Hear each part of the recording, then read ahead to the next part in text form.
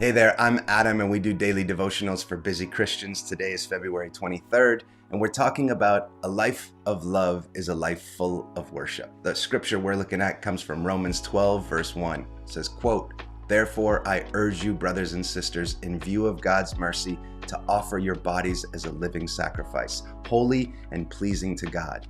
This is your true and proper worship."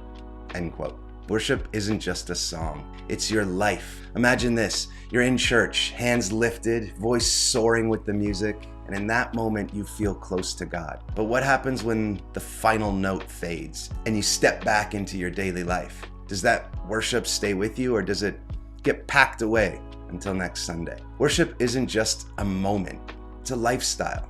It's in the way you love. The way you love your family, the patience you show in traffic, the kindness you extend to a stranger.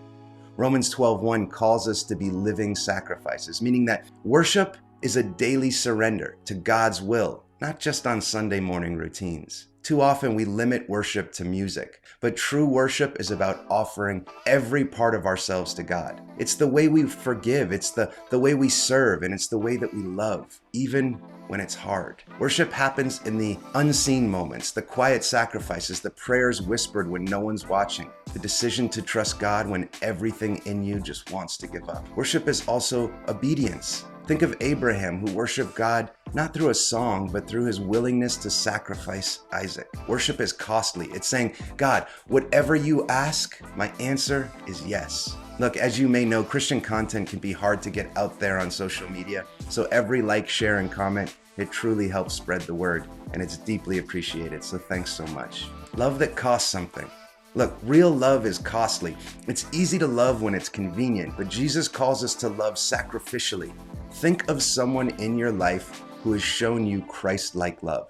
Maybe it was a parent who sacrificed for you, a friend who stood by you, or even a stranger who helped you when you least expected it. I once knew a woman named Mariah. She didn't have much, but every day she baked bread for the homeless shelter down the street. When I asked her why, she simply said, "Because Jesus gave me everything. How could I not give something back?" That's worship. Not just a song, not just a moment, but a life poured out in love. Sacrificial love is the hardest kind, but it's also the truest. It means letting go of our pride, surrendering our need for recognition, and loving people who may never love us back. But that's exactly what Jesus did for us. Think of the Good Samaritan. He didn't just show her compassion, he gave up his time, his money, and his safety to care for someone he had every reason to avoid. That's worship, love that requires something from us. When you choose to love the unlovable, when you give without expectation, when you forgive even when it hurts,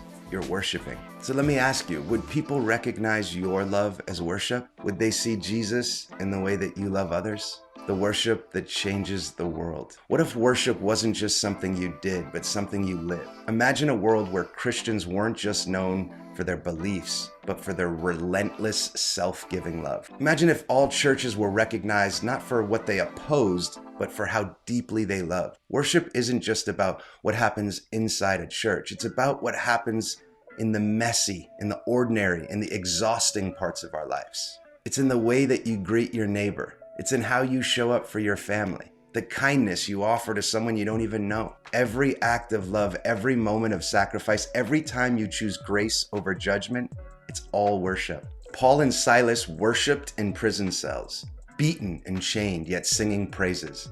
Their worship wasn't convenient, but it was powerful. It shook the foundations of their prison and led to salvation for the jailer and his household. Your worship, your life poured out in love, can do the same thing. And here's the beautiful part. When we live like this, when people see Jesus in us, not just in the songs we sing, but in the love that we give, worship isn't about being noticed, it's about making Jesus known. So here's the challenge. If someone watched your life, would they see worship? Would they see Christ in the way that you speak, act, and love? Because worship isn't just the songs that we sing, it's the love that we live, the invitation to worship. Maybe you're watching this and realizing that worship has been something you've limited to church services. Maybe you're longing for a deeper connection to God, one that goes beyond music and into the very fabric of your life. The good news? Worship isn't about perfection, it's about presence. It's about showing up, day after day, offering your heart, your actions, and your love to God as a sacrifice.